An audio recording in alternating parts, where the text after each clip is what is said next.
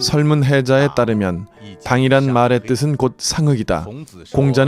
군자는 몸가짐을 씩씩하게 하되 다투지 아니하며 무리와 화목하게 지내되 편당하지 않는다라고 했다.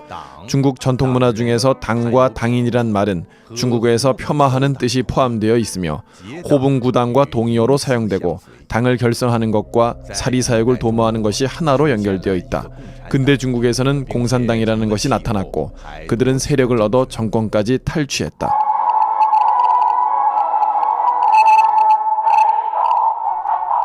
중국 공산당은 끊임없이 중국 인민들에게 다음과 같은 이미지를 주입시켰다. 즉, 역사는 중국 공산당을 선택했고 공산당이 없으면 새로운 중국도 없다는 것이다. 그렇다면 과연 중국 인민이 능동적으로 공산당을 선택한 것인가? 아니면 공산당이 결당 영사하고 중국 인민들을 핍박하여 이를 받아들이도록 한 것인가? 20세기 중국의 역사를 되돌아보며 그 속에서 진실한 답안을 찾도록 하자.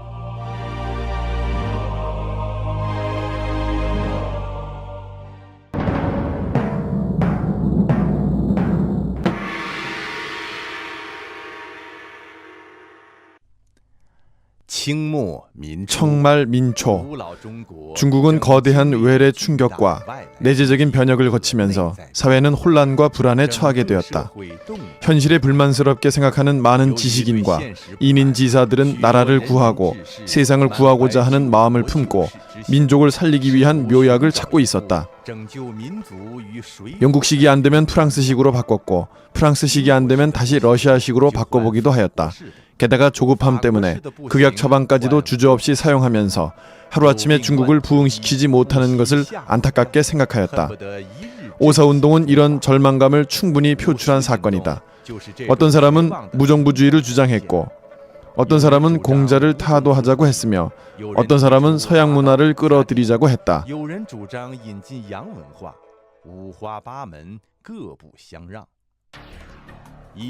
1918년 세계에서 공산당이 처음 러시아에서 건립되었다. 그들은 전 세계를 얻는다는 혁명 목표를 실현하기 위해 소련 공산당은 1920년 제3국제 극동 서기처를 건립했고 이를 선두로 중국에서 동조자를 찾기 시작하였다. 폭력혁명으로 정권을 탈취한다는 마르크스 레닌주의가 그들의 초조한 정서에 맞아떨어졌으며 나라를 구하고 백성을 구하고자 하는 그들의 소원에 부합되었기에 공산당과의 만남은 그야말로 찰떡궁합이 되었다. 그리하여 완전히 생소한 이국의 사상을 중국에 받아들이게 되었다. 중국 공산당을 창당한 사람들은 그들이 당시 러시아로부터 청해온 이 신령이 오히려 하나의 사악한 영이며 자신들이 찾아낸 부국 강병의 약이 도리어 아주 강력한 독약이었음을 생각이나 했는지 모르겠다.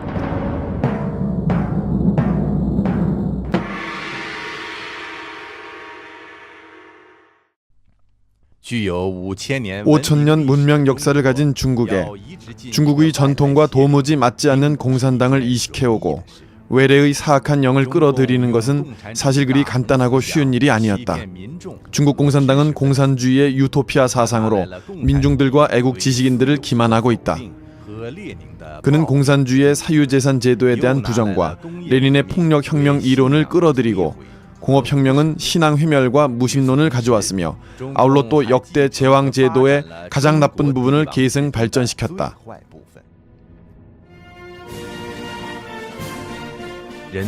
인위적으로 만든 이른바 공산주의 세계를 진리로 받들고 그래서 뜨거운 피 이미 들끓거니 진리를 위해 투쟁하리라. 공산당은 이런 절대적이고 황당한 이념으로 인간과 하늘의 연결고리를 끊어버렸고 자신들과 조상 및 민족의 전통적 혈맥을 잘라버렸으며 그들에게 공산주의를 위해 헌신하며 공산당의 학살 에너지를 강화하도록 호소하였다.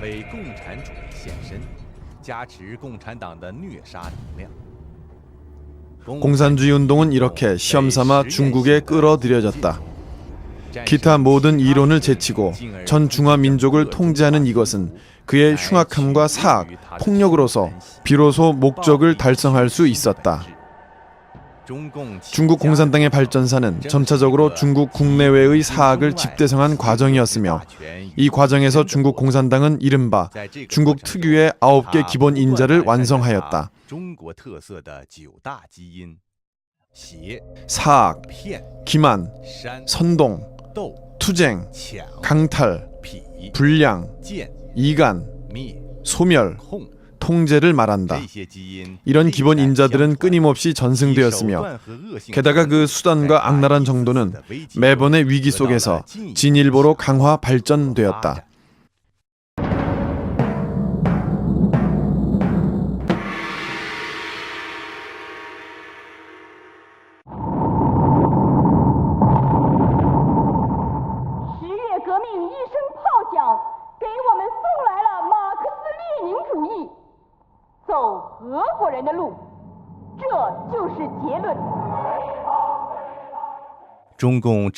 중공은 자기는 외래의 종교임을 인정하였다.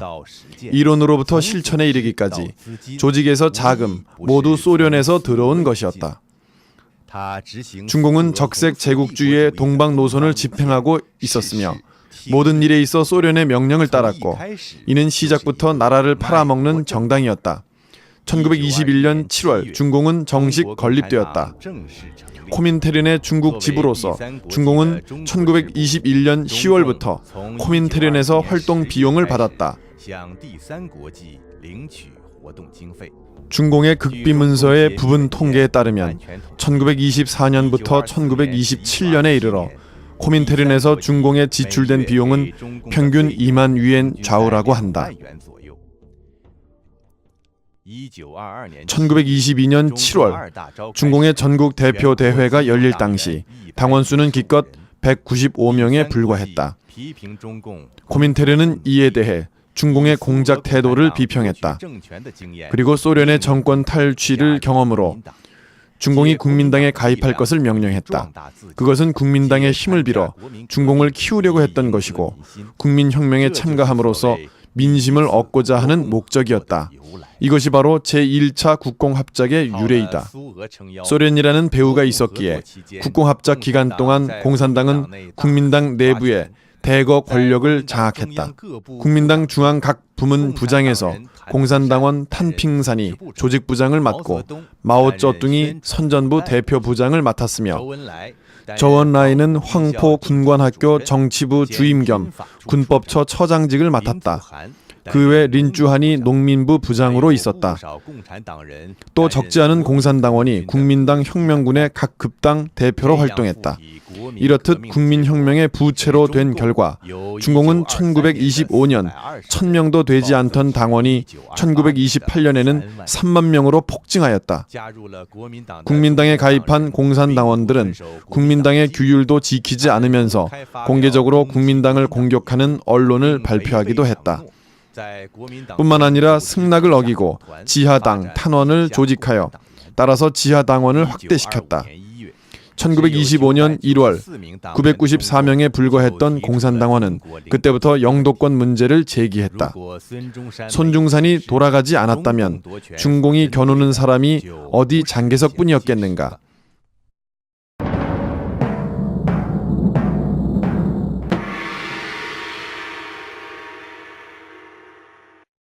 인류의 천성은 폭력을 배척한다. 폭력은 사람을 무절제하게 만들고 포각하게 만들기 마련이다. 막스 레닌주의의 무산계급 폭력혁명과 무산계급 독재 정치 이론은 강권과 계급 주제론을 주장한다. 무산자들은 폭력 투쟁의 수단으로 정권을 탈취하는 것이 목적이다. 공산당 선언에서는 명확히 선고했는 바 공산당의 목적은 오직 폭력으로 현존하는 사회제도를 뒤엎어야만 도달할 수 있다고 했다. 폭력혁명으로 낡은 국가기구를 때려부수고 프롤레타리아 정권을 수립한다는 주장 때문이었다. 이것이 바로 마르크스 레닌주의의 근본적인 사학이다. 사학은 막스 레닌의 사령이 중공에 이전해준 가장 주요한 인자이자 모든 사학의 원천이다.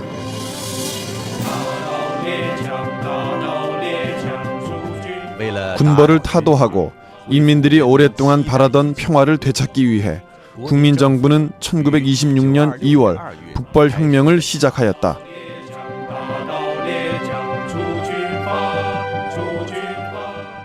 공산당은 영도권을 탈취할 목적으로 전 국민의 희망과 이익을 저버리고 음모와 수단을 가리지 않고 북벌을 방해했다. 1926년 10월에서 1927년 3월까지 중공은 상해에서 연이어 3번의 무장 폭동을 일으켰다. 북벌 당시 그들은 전단지를 사처에 뿌리고 포스터를 붙이고 공인들을 파업으로 이끌고 중공이 각 지역에서 공인들로 조직된 규찰대는 거의 매일마다 경찰들과 폭력 충돌이 일어났다. 이에 국민정부는 사회 질서를 유지하기 위해 각 지역에 지원 부대를 파견하였다. 공산당의 계속 반복되는 공공연한 도발에 참다 못한 국민당은 공산당을 숙청하기로 결심했다. 1927년 4월 12일 국민혁명군은 상해 각 지역의 공인 규찰대 무장을 해제하고 중공이 상해에 주둔시킨 폭동 총지휘부인 상해 총공회를 파산시켰다. 이로 인해 제1차 국공합작은 피와 학살로 얽힌 실패로 종지부를 찍었다. 여기서 장개석이 혁명을 배반한다는 말이 나왔고 이는 또 4.12 혁명 정변의 진상이기도 하다.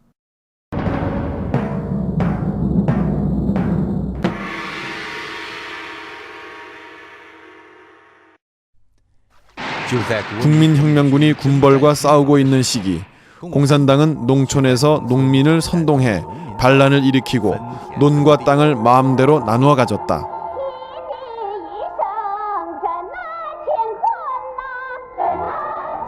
1927년 4월에서 5월 모든 권리는 농민협회에 소유된다는 구호 아래 후난성은 농민의 반란과 권력 탈취에 적색 공포 속에 휩쓸렸다. 중공 지도자 리리산의 아버지는 농민협회에 의해 살해되고 국민혁명군 군장인 허젠의 아버지도 거리의 모독과 탄압으로 사망했다. 북벌군의 호남 호적을 가진 중하급 관병들의 가족들도 피하지 못한 사람들은 호된 박해를 받았다. 그 참혹함은 문화혁명 때 사람들이 혹독한 박해를 받던 상황과 아주 비슷했다. 이것이 바로 널리 알려진 후난 농민운동의 실체이다.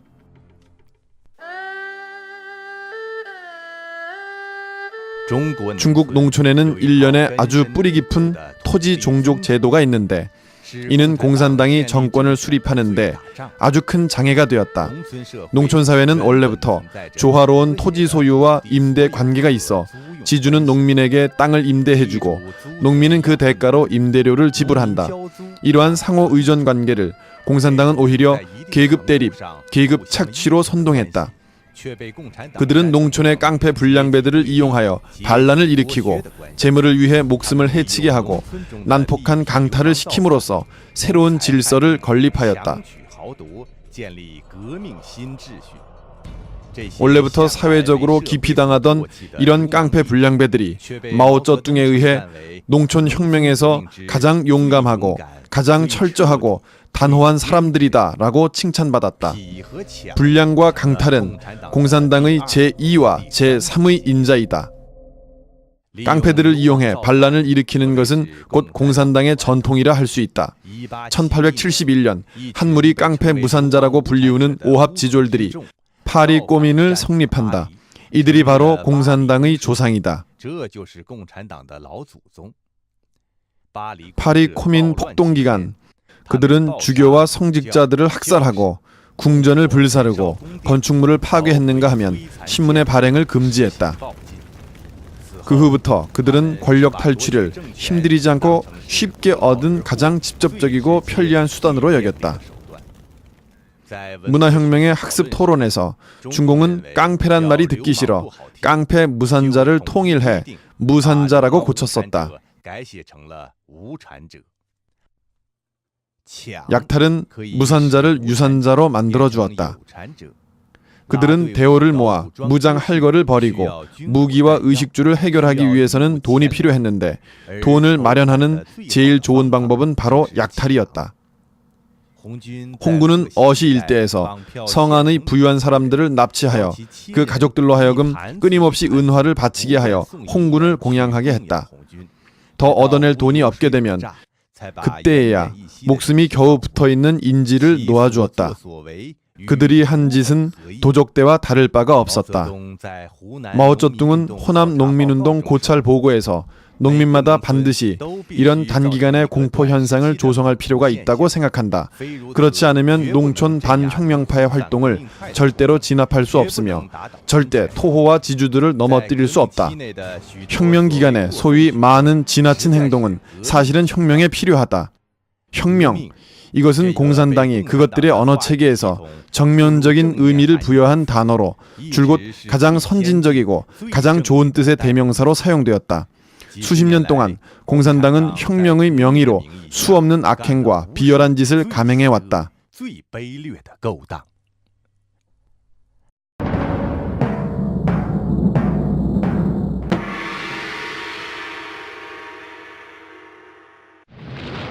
(1927년 8월) 국민혁명군 내부에 있던 공산당은 난창 폭동을 일으켰지만 곧 진압되었다. 또 9월에는 창사를 공격하는 추수 봉기를 일으켰으나 역시 진압되었다.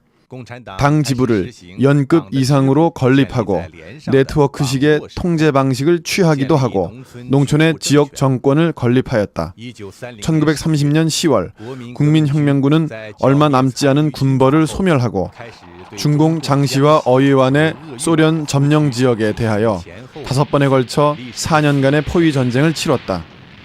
1933년 10월부터 1934년 1월까지 제5차 포위 돌파전마저 다 실패한 중공은 농촌 정권도 잇따라 잃어버려 근거지가 갈수록 좁아졌다. 중공은 할 수 없이 도망가야 했는데 이것이 바로 2만 5천리 장정의 원인이다.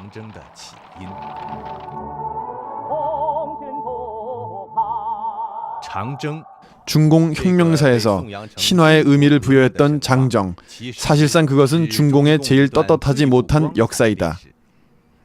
이른바 북상항일이라고 한 것은 철저한 거짓이다. 공산당이 바른 신으로 가장하려면 당연히 속임수를 써야 했다. 김한은 중공의 네 번째 사학인자이다. 그때 주로 동북과 화북의 평원지대에 주둔하고 있던 일본군의 주요 전선은 북경 천진과 산동 일대였다. 중공이 산서 북부 고원지대에 가서 일본군과 싸우겠다는 것은 수레바퀴를 반대로 돌리는 격이 되지 않는가. 사실 장정의 실제 노선은 남쪽에서 밑으로 서쪽에서 위로 올라가는 것이었다. 먼저 남쪽 상시에 도주한 중공은 홍군 이륙군과 합류해서 샹어 챈첸의 근거지를 만들어 무장 할거할 생각이었다. 그 후 실패를 맞은 중공은 또 천시베이로 도망가 이미 소비에트 지구를 건립한 장꼬타오와 합류했다. 마지막에 산베이에 도착했을 때 중앙 홍군 주력은 8만에서 6천 명으로 줄어들었다. 그 참담한 모습은 말이 필요 없었다. 항일 전쟁 당시 한쪽으로 일본 침략자를 몰아친다고 높이 외치면서 한쪽으로는 적의 뒤에 숨어 지역과 대오를 확장하는 데 신경 썼다. 그리고 항일 주요 전선을 전부 국민당에게 넘겼다. 국민당은 전사한 장군만 해도 200여 명에 달했으나 공산당의 지휘관은 거의 손실이 없었다.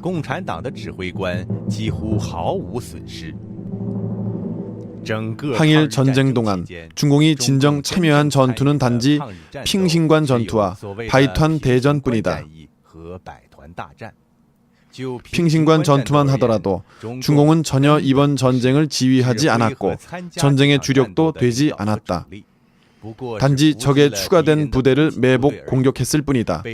중공에 의해 크게 부풀린 바이탄 대전에서도 중공 내부에서는 이를 중앙의 전력 방침을 위배하여 적진의 후방 공작에 큰 어려움을 가져와 불리한 영향을 조성했다고 하는데 명백하게 말하면 그것은 자기들의 이미 확대된 군사 실력을 폭로해 이후 거짓 전쟁, 진짜 대호 확대의 방침을 실현하는데 어려움을 가져온 것이야말로 그들의 속내이다.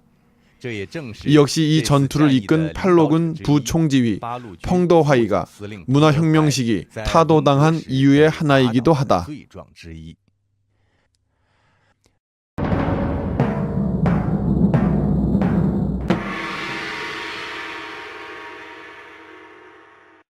중공은 항일 깃발을 높이 들고 민심을 얻으려고 하였지만 사실 한 일은 일본 침략자들과 서로 협조하여 국민당 정부를 대항하는 데 목적이 있었다. 9.18 사변 이후 중공은 전국 인민을 선동하여 국민당 통치 지역에서 노동자는 파업하고 농민은 소란을 일으키며 학생은 수업을 거부하고 평민은 파업하고 사병은 쿠데타를 일으켜 국민정부를 뒤엎자고 호소하였다. 항일전쟁이 발발할 당시 국민당은 170여만 군대가 있었지만 공산당은 1937년 11월에 개편된 신사군을 합해도 총 병력이 여전히 7만 명에 못 미쳤다. 그러면서 내부에서는 또 여전히 권력을 다투고 분열되어 한 차례 전투만 치르면 무너질 정도로 이미 허약해졌음을 알고 있었다. 그리하여 장제스와 연합하는 과정 중에 반드시 영도권을 쟁취하여 투쟁하되 이는 단지 당내에서만 말하고 실제 일 속에서 실현한다는 방침을 세웠다. 중공의 목적은 기회를 노려 자기의 세력을 넓혀가는 데 있었고 국민당을 무너뜨리고는 마치 앉아서 떡을 받아먹는 행운을 누리려고 했다. 1961년 1월 24일 마오쩌둥이 일본 사회당 국회의원 허이텐 서운안을 만났을 때 일본 황군이 중국 절반을 점령하고 있었던 그때 중국 사람들은 다른 방법이 없어 떨쳐 일어나 무장 투쟁함으로써 많은 항일 근거지를 건립했다. 이는 해방전쟁의 승리를 이끌 수 있는 조건을 조성해 주었다. 그리하여 일본 군벌은 자본을 독점하는 데 좋은 일을 했다. 만약 누구에게 감사하라고 하면 나는 차라리 일본 군벌에 감사하겠다라고 했다.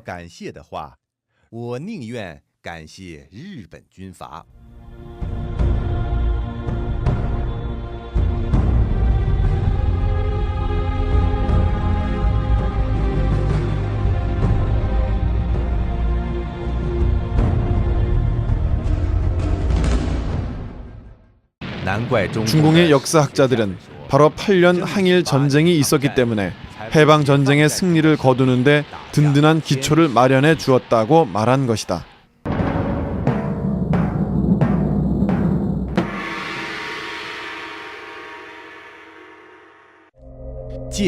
이간질, 이것은 중공의 5번째 사학 인자이다. 중공의 침투, 이간질, 와해, 대체기술, 모반, 획책해서 정권을 빼앗는 기술은 그야말로 뛰어나다. 서안사변이 바로 그 전형적인 예가 된다. 1936년 12월 장쉐랑과 양후청이 서안에서 장제스를 억류하고 쿠데타를 일으킨 이 사건을 역사적으로 서안사변이라고 한다. 서안사변은 중공의 소멸 위기를 넘겨주었을 뿐만 아니라 두 번째로 국민정부에 부채할 수 있는 계기가 되어 다시금 세력을 키울 수 있게 되었다. 중공의 교과서에는 서안사변을 장과 양이 상사인 장제스에게 항일하도록 간한 일종의 방법이며 중공이 전 국면을 돌아보았기에 평화롭게 해결되었다고 했다. 사실상 이것은 공산당이 교묘히 계획했던 쿠데타였다. 서안사변 전후에 양후청과 장쉐랑의 신변에는 이미 많은 공산당 스파이가 집결해 있었다. 양후청의 부인은 세바오전이 바로 공산당원이었고 그는 양의 군 정치부에서 일을 했다. 그녀는 1928년 1월 공산당 조직의 허락을 받고 양후청과 결혼했다. 양 공관의 단골인 후에 외교부 부부장으로 임명받은 공산당 왕빅난도 코민테른에서 전문 양후청의 공작을 하라고 중국에 파견된 인물이었다. 바로 이런 양장 주위의 공산당원들이 직접 서안사변을 획책했다. 사변이 일어난 초기에 중공 지도자들은 장제스를 살해함으로써 호위 토벌을 받은 원수를 갚으려 했다. 그러나 스탈린은 일본을 견제하여 소련에 대한 공격을 막기 위해 직접 중공 중앙에 편지를 보내어 장제스를 죽이지 못하게 명령했다. 국민당을 삼켜버릴 수 없게 된 중공은 즉각 말을 바꾸어 연합 항일을 명목으로 장제스에게 제2차 국공합작을 받아들이도록 협박했고 이를 받아들이게 하였다. 이로 인해 홍군은 국민정부의 혜택을 받는 팔로군으로 개명했다. 공산당은 자신들이 획책하여 병변을 일으키고 장제스의 목에 칼을 들이댔음에도 불구하고 나중에는 관대한 척하였다. 이렇듯 교활한 기만 수단에서 중공은 고수라 하지 않을 수 없다. 3년 내전 시기 동안 중공의 정보 계통은 장제스의 최측근에까지 이르렀다. 국방부 작전 차장이며 국민당의 군대를 파악하고 동원할 수 있는 류페이 중장은 중공의 지하 당원이었다.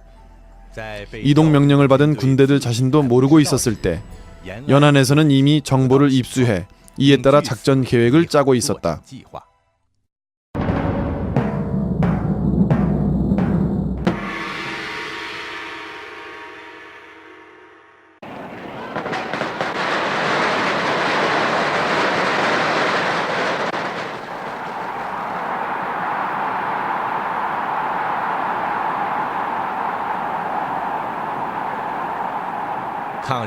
항일 전쟁에서 승리를 거둔 후 중공은 8년 전쟁 동안 비축한 힘으로 국민혁명의 열매를 빼앗아갔다. 그리고 사욕을 위하여 다시 국민정부를 뒤엎는 이른바 해방전쟁을 일으켜 8년 전쟁의 고통을 겪은 중국 인민들을 다시 전쟁의 재난 속으로 밀어넣었다. 1947년부터 1948년까지 중공은 전후로 소련과 하얼빈 협정과 모스크바 협정을 체결하여 조국의 권익과 동북 자원을 팔아 외교와 군사면에서 소련의 전폭적인 지지를 바꾸어 왔다. 협의 내용에는 소련에게 동북의 육로, 공중교통의 특권을 내주고 국민당 정부와 미군의 행동 정보를 제공하는 것이며 동북의 산물, 목화, 콩을 전략 물자로 소련에 제공하여 좋은 무기와 바꾸는 것이었다. 그리고 소련은 중국 광산을 우선 개발할 권리가 있고 동북과 신강에 군대를 주둔시킬 권리가 있으며 소련은 극동정보국을 중국에 설립할 수 있었다. 만약 유럽에서 전쟁이 일어나면 중공은 마땅히 원정군 10만 명을 파견하고 노동자 200만 명을 소련에 지원해야 했다. 이외에도 중공은 또 랴오닝, 안등성의 특별구역을 적당한 시기에 조선에 영입시킨다는 약속을 하였다. 중공이 내전을 치룰 수 있었던 미천은 8년 항일 전쟁 때 싸우지 않고 모은 것이고 국가 권익을 팔아먹어 바꾼 것이라면 그가 천하를 차지하고 정권을 탈취할 수 있었던 것은 수많은 생명을 대가로 한 것이다.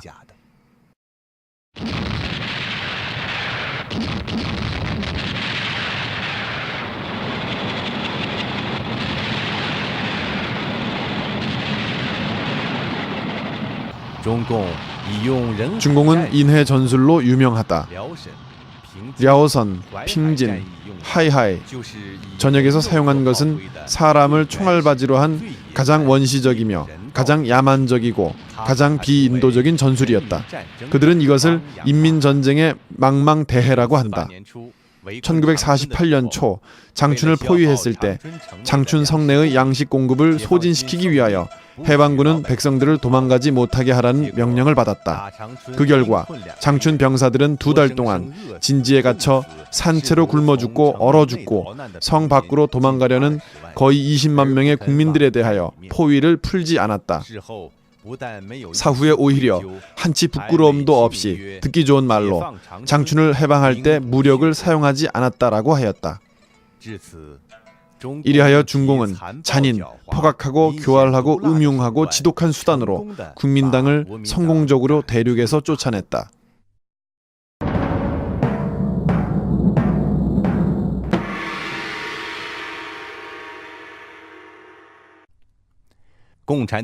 공산당 선언은 계급 대립과 계급 투쟁의 일원으로 공산당의 역사관과 철학관을 진술했다.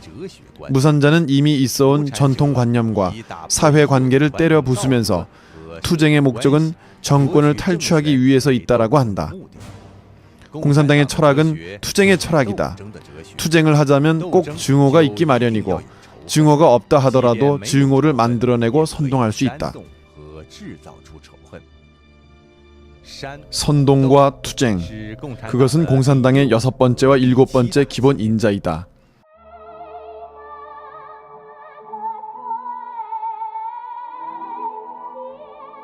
백모녀는 원래 선녀 이야기로 핍박에 관련된 인물의 이야기가 아니다. 그런데 공군부대 문예창작팀에서는 이를 고생을 많이 하고 증오가 깊은 억압받는 사람으로 그려내었다. 또한 황스런이라는 대립 인물을 만들어내어 계급 모순을 불러일으킴으로써 이 이야기는 후에 발레, 영화, 가극 등 작품으로 등장하여 계급 증오를 선동하는 데 한몫했다.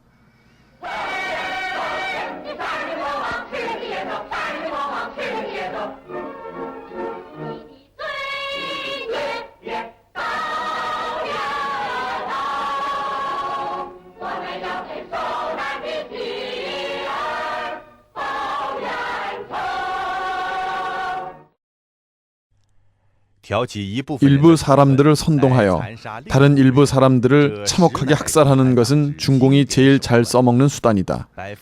95% 대 5%의 계급을 나누는 방법은 여기에서 왔다. 공산당은 훗날 일련의 정치 운동 중에서 이 수법을 사용하고 끊임없이 발전시켰다. 95%에 든 사람들은 안전하고 무사하며 5%에 떨어진 사람은 투쟁 대상에 속한다. 95%의 대열에 들기 위해 노력하는 것은 대다수 사람들이고 공포 속에서 살아남기 위한 자기 보호의 방법이었다. 살아남기 위해 다른 사람을 팔아먹는 일 또한 하나의 풍조를 이루었다. 공산당의 투쟁은 또 무력과 무장투쟁 그리고 문화투쟁도 포함한다. 마오쩌둥은 말했다. 혁명은 손님을 청하여 식사하는 것이 아니고 문장을 짓는 것이 아니며 그림을 그리고 꽃을 수놓는 것도 아니다. 혁명은 폭동이고 한 계급이 다른 계급을 뒤엎는 폭력 행동이다. 정권을 얻을 때도 투쟁해야 하고 평화 시기에도 마찬가지로 투쟁해야 한다. 1941년 중공은 연안과 각 근거지에서 연안 정풍운동을 일으켰는데 듣기만 해도 간담이 서늘해지는 방식으로 사람들을 괴롭혔다. 정풍의 첫걸음은 개인의 인사 서류를 만드는 것인데 서류 속에는 출생한 이후 알고 있는 모든 사람, 참가했던 모든 사회활동과 그것의 발생 시점을 자백하게 했다. 이것은 활동에 참가하는 과정 중에서 모든 사상들을 자백하게 하는 데 중점을 둔 것이었다. 관건적인 것은 당성 검토인데 주로 사상의식, 언론, 사업 태도, 일상생활, 그리고 사물을 대하고 사물을 접하는 면에서 당성을 반대하는 행위가 있는지 여부를 알아낸다. 정풍운동은 사실상 마오쩌둥이 당내의 이의 인사를 없애기 위한 숙청운동이다. 사람마다 한 번씩 거쳐야 했던 정풍운동에서는 형벌을 가하여 자백을 강요해 억울하게 조작된 사건이 무수히 발생했다. 정풍시대의 연안은 인성의 지옥 훈련으로 불리웠다. 관중 지역구 한 개 현의 통계만 보더라도 그들이 받은 형벌은 무려 24종에 달했다.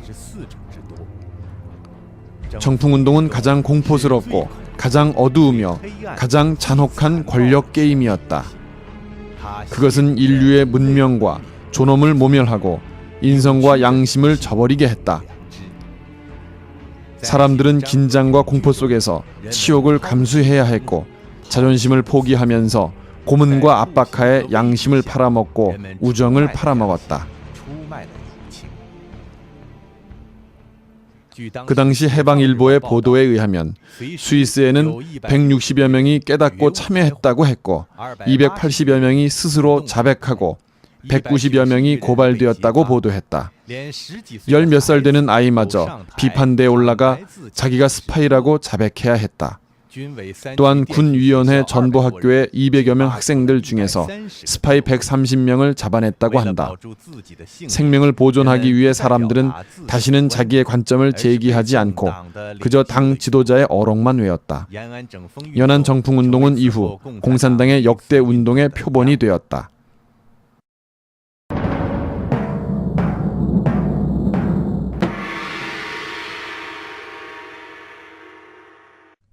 공산당은 초기부터 끊임없이 완벽한 집단 학살 이론 계통을 창조하기 시작하였고 공산당의 계급론, 혁명론, 투쟁론, 폭력론, 독재론, 운동론, 정당론 등등으로 조성되었는데 각종 각양의 집단 학살 경험과 실천을 집대성한 것이다.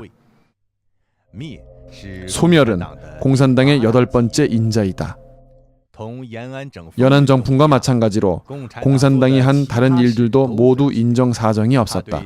그것은 지주 자본가의 재산 약탈, 지주 분홍계급 소멸, 농촌 질서 회멸, 지방정권 약탈, 돈 있는 사람 납치, 돈을 갈취, 전쟁 포로의 사상과 영혼을 세뇌, 상공업에 종사하는 자본가 계급 개조, 국민당에 대한 침투와 와해, 코민테른에 대한 분열과 배신, 당내의 고압적인 정치 등 그 어떤 상황에서도 어느 때에도 너그러웠던 적은 없었다.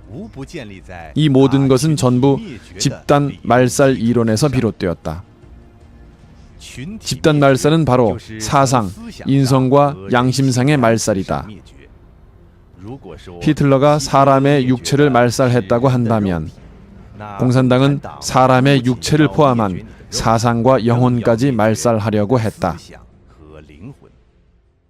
한 차례 또 한 차례의 정치운동은 한 차례씩 바로 전 국민에게 가해지는 사상 개조와 영혼의 세뇌였다. 집단 말살은 공산당 집단의 통치 이익을 잡는 방법에도 부합된다. 공포스러운 통치 아래 그를 반대하면 당신은 소멸되고 옹호해도 소멸당할 수 있다. 그것이 소멸하고자 하는 대상은 모두 소멸되어야 했기 때문이다. 그래서 모든 사람들이 위기감을 느끼게 하고 모두 공산당을 두렵게 만들었다.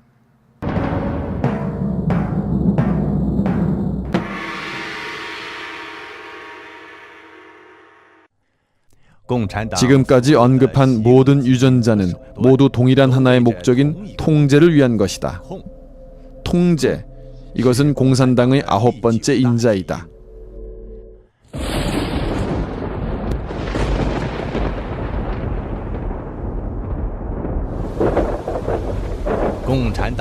공산당의 사학은 모든 사회적 역량의 천적이다. 성립된 그날부터 공산당은 잇따라 일어나는 위기 속에서 요동쳐왔다. 영원한 위기감 속에서 당의 집단 존재와 권력을 유지하는 것이 최대 이익이라고 여겼다. 당의 이익은 개별 당원의 이익이 아니고 또한 모든 개체 이익의 총합도 아니다. 그것은 오로지 공산당 집단의 이익으로 개인의 일체보다 높았다. 당성은 공산당의 제일 사악한 본질 중에 하나이다. 그것은 인간성을 잠식시키며 사람의 이성을 말살하고 비인간적으로 변화시키는 강제 능력을 구비하고 있다.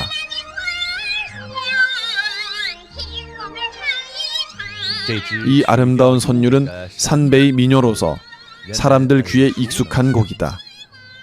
하지만 바구니에서 풍기는 꽃향기는 곡식, 꽃냄새도 목화향도 아닌 양귀비인데 이 꽃은 바로 아편이다.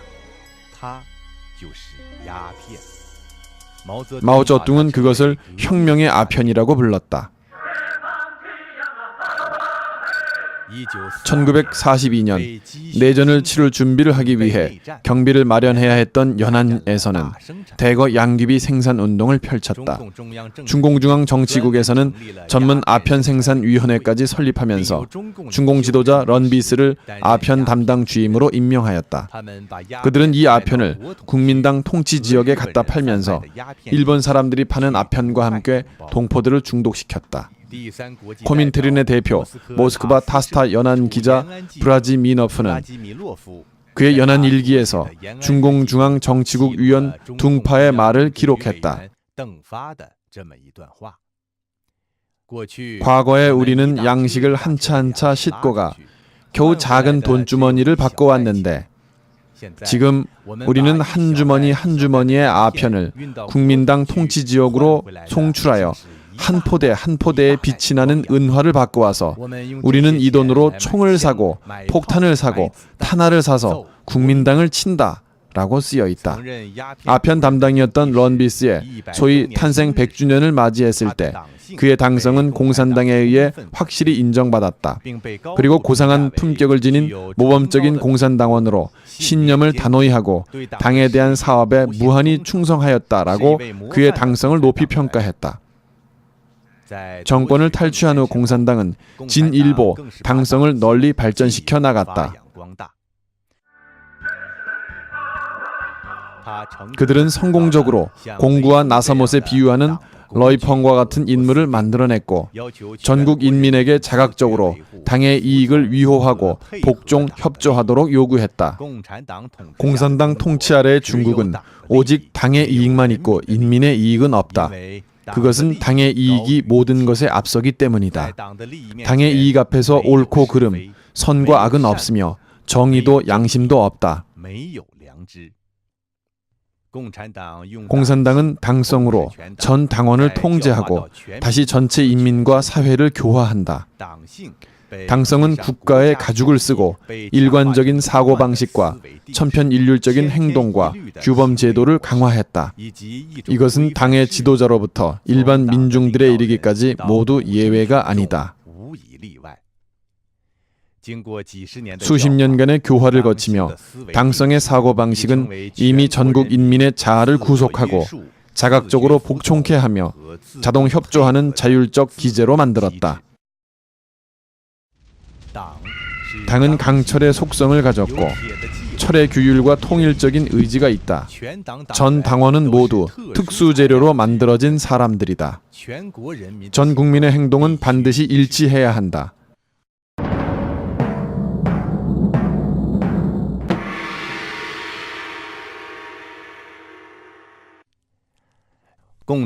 공산당은 그 자체로 생명이 있고 살아있는 독립적인 몸이다. 반드시 당의 지도자가 당의 방향과 운명을 결정짓는 것이 아니라 당이 그 지도자의 운명을 결정한다. 중공의 대다수 총서기들이 반동분자로 몰린 적이 있다. 중공이 공인하는 공산당 창시인 천두슈는 오사운동의 문화인으로 폭력을 좋아하지 않았다. 그는 공산당원들에게 경고하기를 만약 국민당 내에서 공산당의 정당의식을 강화하고 집권에 큰 관심을 보이게 되면 혁명 과정에서 내부의 긴장을 필연적으로 초래할 것이라고 하였다. 오사 세대에서 가장 격렬했던 인물의 마음에도 아직까지는 관용의 도리가 남아있었던 것이다. 그러나 그는 첫 번째로 우파 기회주의자라는 누명을 써야 했다. 다른 한 명의 공산당 지도자 취추바이는 다음과 같이 생각했다. 공산당이 마땅히 직접 가서 전투하고 사살하며 폭동을 조직한다. 회멸시킬 수 있는 어떠한 정권이든 회멸시키며 극도의 무질서한 방법을 사용하여 중국 사회의 질서를 회복시켜야 한다. 뜻밖에도 취추바이는 죽기 전에 다음과 같이 고백했다. 나는 사실 당신들의 대우에서 떠난 지 오래되었다. 역사의 오해는 나 같은 문인을 혁명의 정치 무대에 강제로 여러 해 동안 섞여 있게 하였다. 나는 시종 내 자신의 신사의식을 극복할 수 없었으며 나는 결국 프롤레타리아의 전사가 될 수 없었다. 공산당 지도자 왕밍은 국민당과 연합하여 항일을 하고 공산당 근거지를 확대해야 한다는 코민테른의 명령을 듣지 말 것을 주장했다. 당 회의에서 마오쩌둥과 장원태는 실질적인 원인을 한마디로 설득할 수 없었다. 그 당시 홍군의 실력으로는 일본군 한 개 사단도 상대할 수 없다. 목숨을 버리고 정의를 지키는 전통 문화가 주도하는 현장에서 마오쩌둥은 할 수 없이 침묵을 지켰다. 왕밍은 후에 먼저 좌로 기울었다가 나중에 오른쪽으로 기운 기회주의자로 비판받았다. 후여방은 역대 정치운동 중에서 억울하게 잘못된 사건들을 명예회복시켜 공산당을 위해 민심을 만회해왔지만 여전히 정치적 궁지에 내몰렸다.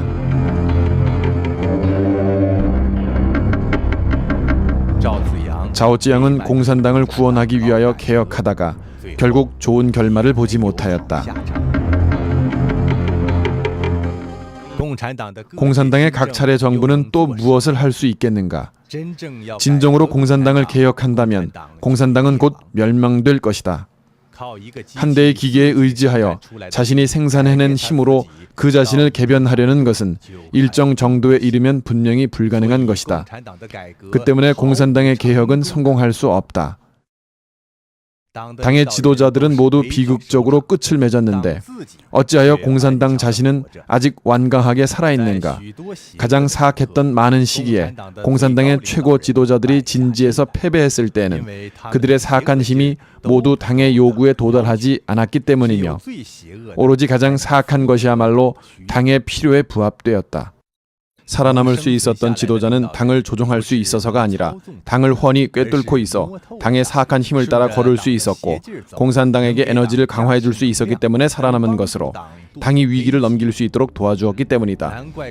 그렇기에 공산당원이 하늘과 다투고 당과 다투고 사람과 다툴 수는 있어도 당과 다툴 수는 없지 않은가. 모두 당에 순응하는 도구이며 최고의 경지 역시 서로 이용하는 것이다. 공산당은 폭력, 공포와 고압을 당의 이론 강령에 주입하여 당성, 당의 최고 원칙으로 하였고 지도자의 영혼으로 하였으며 전체 당의 운행 메커니즘과 모든 당원의 행동 원칙으로 하였다.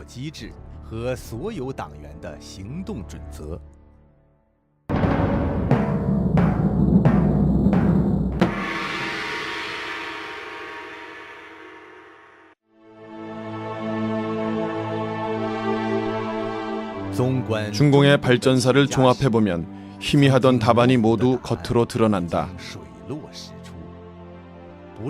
인민은 공산당을 선택하지 않았다. 바로 공산당이 그럴듯한 거짓말로 무고한 인민들을 기만했던 것이다. 바로 공산당은 간교한 계략을 사용하여 그것의 사악, 기만, 선동, 투쟁, 강탈, 불량배, 이간, 소멸, 통제라는 사악한 인자에 의지하여 외래의 사악한 영체를 중국 인민들에게 강제로 주입한 것이다. 당이 노동자를 필요로 할 때 그들은 이들을 지도계급이며 프롤레타리아 혁명의 선봉대라고 일컬었지만 결국에는 노동자 계급은 제일 철저한 빈털터리가 되었다. 당이 농민을 필요로 할 때 그들은 빈농이 없으면 혁명이 없다라고 칭찬하면서 농사 짓는 사람에게는 땅이 주어진다라는 약속을 해왔지만 다행스럽게도 땅을 소유한 농민은 기쁜 날을 며칠도 누리지 못하고 다시 토지를 갖다 바치는 신세가 되었다. 국민당에게 토벌당하게 된 당시에도 공산당은 중국 사람은 중국 사람과 싸우지 않는다는 구호를 외치면서 국민당에게 복종하겠다는 약속을 해놓았음에도 불구하고 항일 전쟁이 끝나고 나자 다시 본색을 드러내어 국민당 정권을 뒤엎었다. 민주당파의 지지가 필요할 때 당은 장기 공존하고 서로 감시하며 간담 상조하고 영예와 치욕을 함께 나누자라고 했지만 같지 않은 의견과 사상 모두는 마지막에 모두 소멸당했다. 공산 정권을 어찌 다른 사람과 같이 누릴 수 있겠는가? 역사는 우리에게 공산당과는 어떠한 약속도 믿을 수 없다는 교훈을 가르쳐준다. 공산당과는 어떠한 보증도 실현할 수 없다. 누가 어떤 문제로 공산당을 믿었다면 바로 그 문제로 그는 생명을 잃을 수 있다. 공산당의 피비린내 나는 교활함이 없었다면 그것에 천하가 없었을 것이다.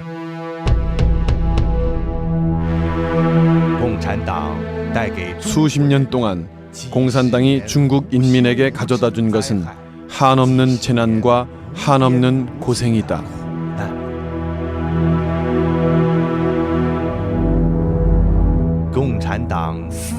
공산당이 중화 민족에게 저지른 잔혹함은 중화 민족의 불행이요 공산당의 질곡에서 벗어남은 중화 민족의 희망인 것이다.